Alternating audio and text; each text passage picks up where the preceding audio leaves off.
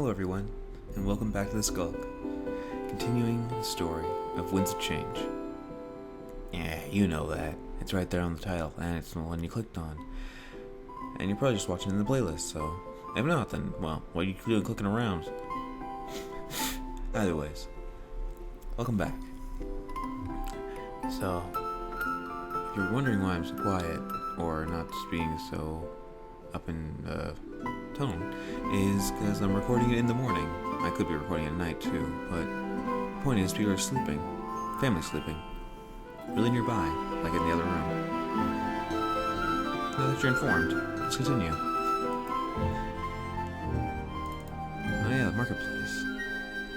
What other things are in this marketplace?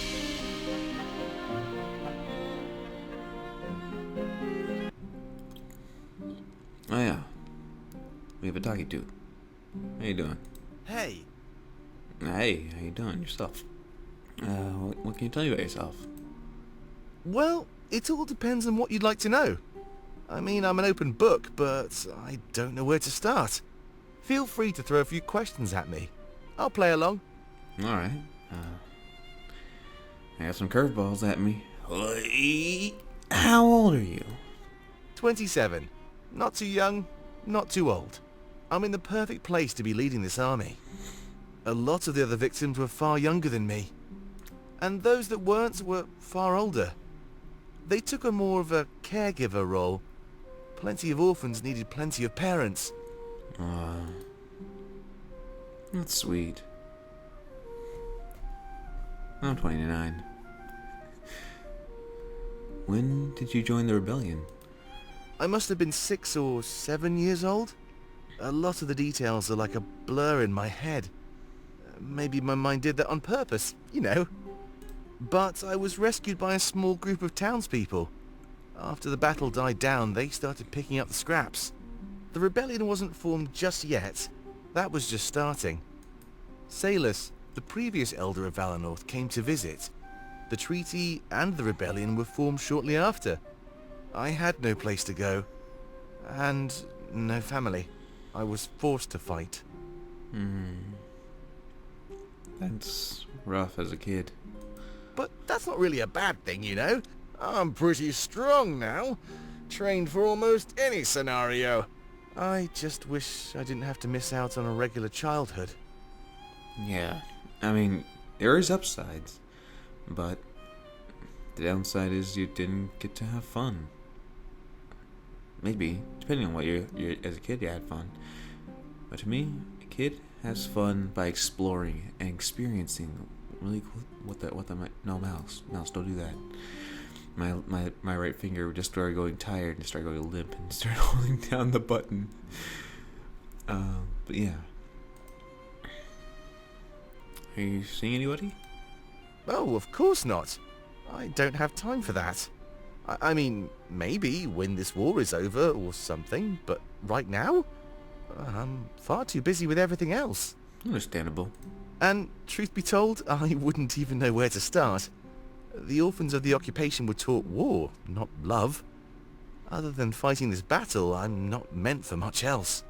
I kind of feel the same. I mean, it's not like I can't help talk to people. I stream, I've made many friends online. But I know what the conversation is about love, but about any other subject.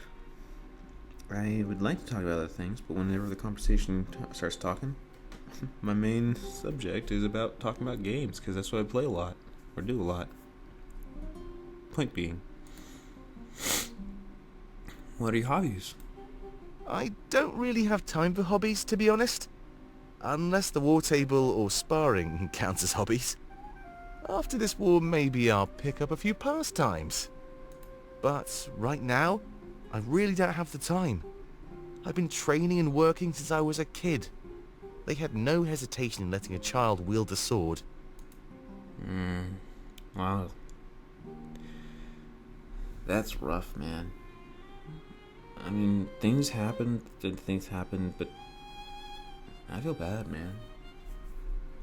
Hopefully, I mean, heck, for someone who's been doing war, training for war all this time, You're not hardened, like really hardened. You're still kind and gentle. What can you tell me about the rebellion? Well, almost everything I'd assume. I was one of the founding members with Salus. I guess they like that term more than child soldier. Huh. That sounds much cooler. Tell me about your new HQ. When the Triumvirate took over Mazio, they had one goal. Dig deep underground and find the true spirit idol of this nation. They made the honor guard do this, those empty suits of armor. Oh, I heard about those and probably maybe dreamt about those, but I never got to see them myself, personally. I'm, alternate me.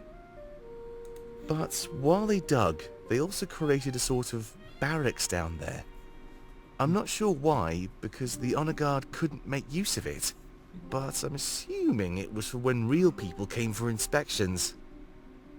Either way, they basically turned it into a paradise. Beds, weapons, training rooms, a war table, everything. When I first saw it, I knew I had to win it for the rebellion.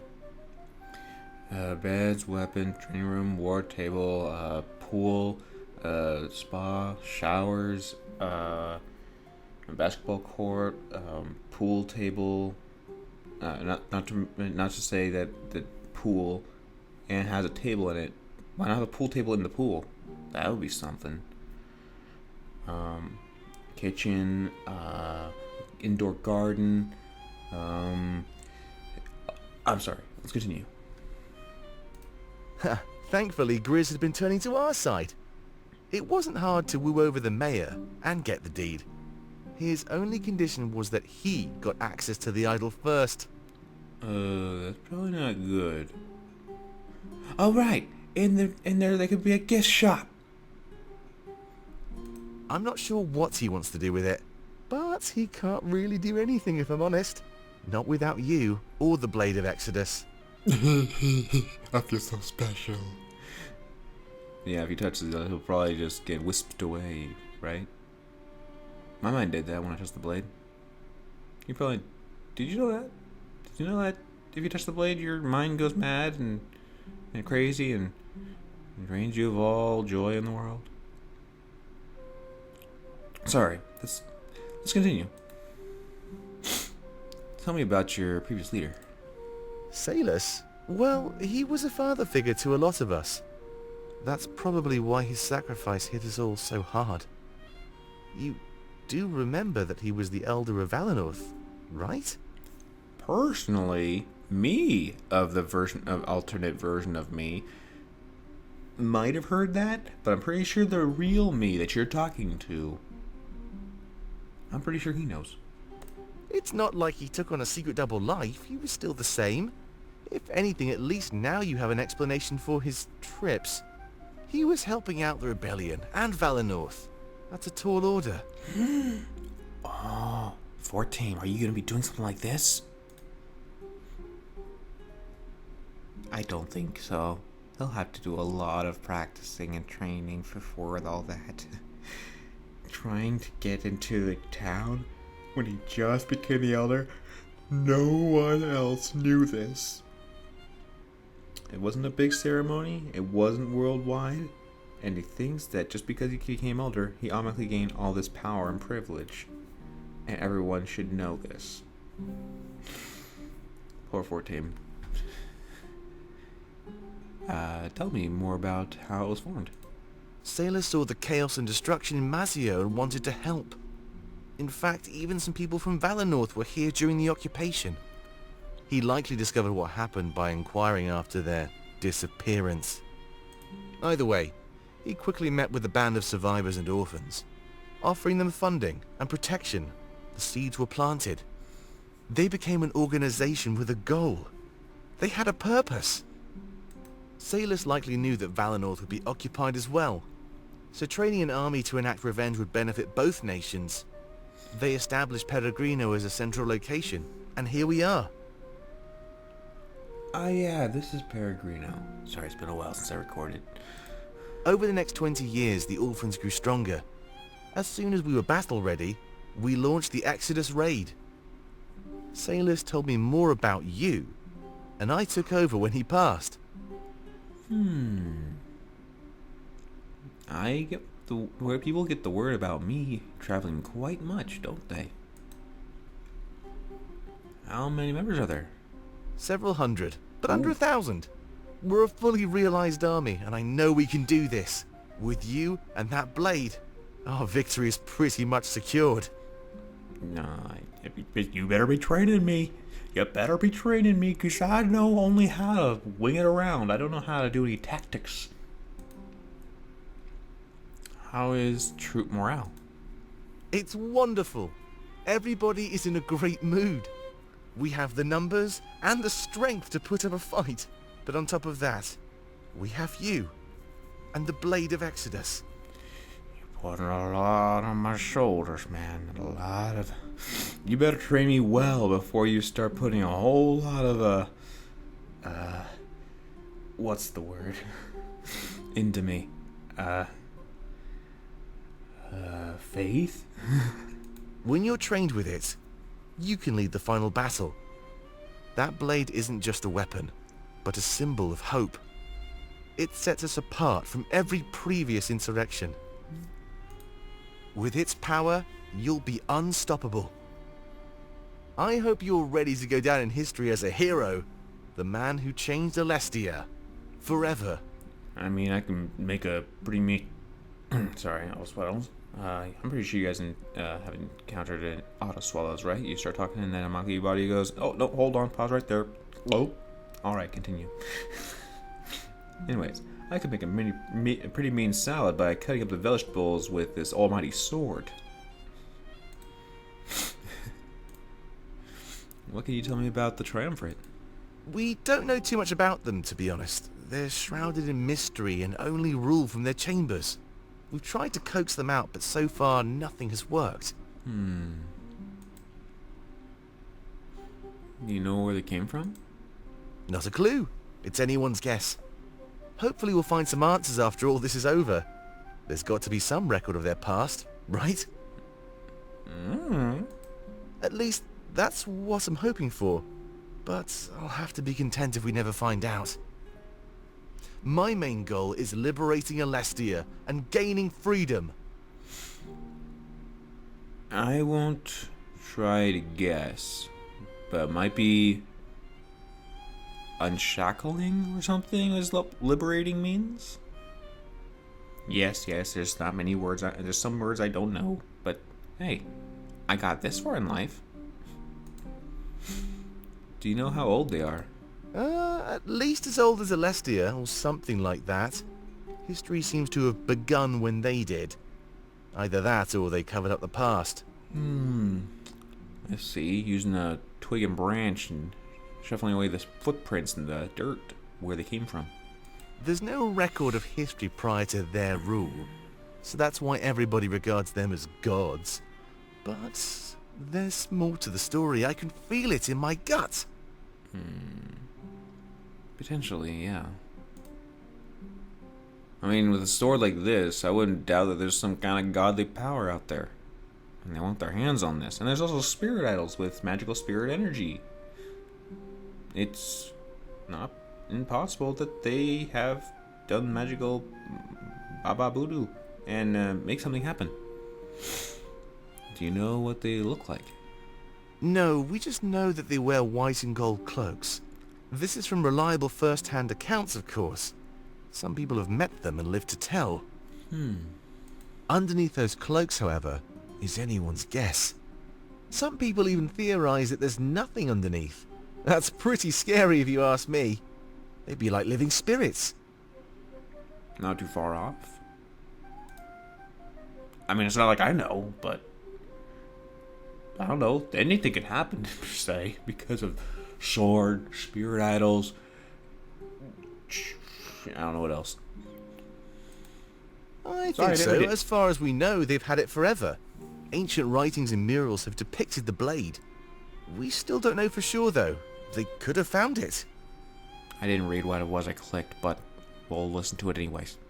What we need to worry about is the power the blade houses. It gave them the power to enslave an entire world of innocent people. We must never resort to the same thing. I want to destroy it when this is over. I agree. Because if it has that power and it gets into the wrong hands, completely. But we also should be careful to know what it can do, because if we destroy it, what will happen if it's just destroyed? Like, we have to think about it really hard. Did they make the blade? Okay, now I know. Will the Blade of Exodus be enough to kill them? I'd like to think so, yeah. It's actually a bit ironic, isn't it? Their own weapon, used against them. Yeah. Now I'm kind of worried, because if I use it against them, they might know all of its ins and outs. And if I start swinging it with just basic tactics, when I say basic, I'm not talking about not good tactics, but great tactics, ones you teach me. But then they just use their little pinky finger and then start waving it around saying, oh, we have control of the blade.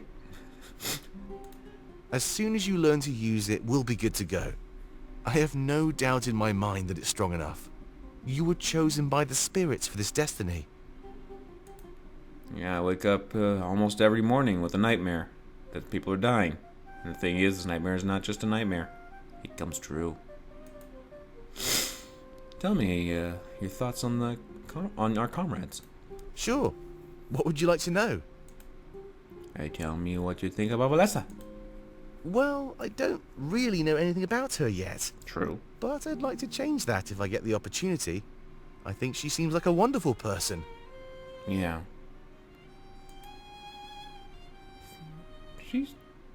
She's headstrong, but she's sweet. Fortame. He seems really, energetic. Honestly, you'll have to ask me again in the future. We just haven't had the chance to hang out just yet. Understandable. Completely. I don't even know why I'm asking you the questions about them. I'm going to tell you what you think about Ulrich. Ulrich is one of my best friends. He really is. There's no man I'd rather have at my back in battle. He saved me from dying more times than I can count. Wow. Cool. The rebellion basically hinges on my planning and his strength. He'll be at the front of every charge, I can guarantee that much. There's no man in this world quite as strong as him. That's good to hear. Pro. Right now, I'm a little upset with him, but I'll manage. He's my go-to man when something involves being sneaky. His reconnaissance work has been a great boon to our efforts. I suspect that you'll be working with him closely in the future. A lot of our final attack on Balteus will involve a stealthy infiltration, but we'll get to more of that in the future, so no need to waste time on it now. Okay.